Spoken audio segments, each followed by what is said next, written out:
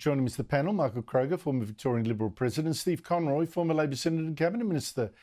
Michael, the question I now hear being asked is, what is this Labor government really for? What's its big plan?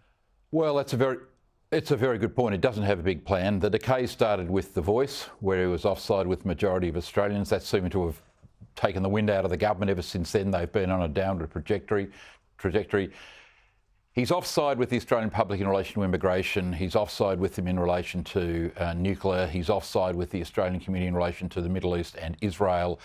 He's got no idea what to do about the cost of living crisis because all he does is massively spend. Every time you read about the Labor government, they're spending 10 billion there, a billion here, 20 billion, all these schemes, all adding to inflation, all keeping interest rates high, etc., etc.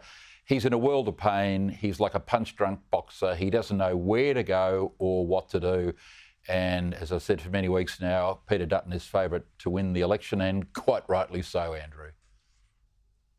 Well, I thought when Laura Tingle in the Financial Review grudgingly admitted he was looking more the goods through gritted teeth, I thought that's a turnip. Stephen, you won't agree with much of that assessment, but how do you think? You can't be pleased with how the government's finishing the year, or in fact finishing its term? Well, I think, I mean, you did mention it, but the win, particularly over the Greens and, you know, their friends, the Liberals that they keep voting with in Parliament on the housing package, is actually a very big signature win for the Albanese government. I mean, this is a package that has been stalled for over a year. This is a package that could have begun to start delivering some housing around the country.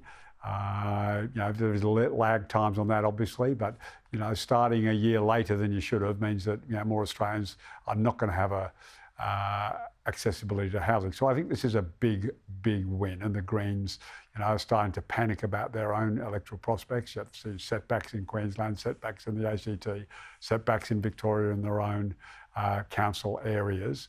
So I think the Australian public are starting to wake up to the threat and the fundamental anti-Semitism and the violent protests and the supporting organisations like the CFMEU riddled with bikie gangs and organised crime. I mean, this is not a pretty picture for the Greens. So I think it's an important win for the government. But in terms of an election was held today, they would certainly be a minority government, I think, from either party. I still think Labor are more likely to do it. I'm not quite as bullish as Michael on Peter Dutton. I still think that Labor are in position to have at least minority. There are some in the government that think that there's still a pathway to a majority government, but they need to have a cracking next 4 or 5 months if they were going to be able to retain majority government.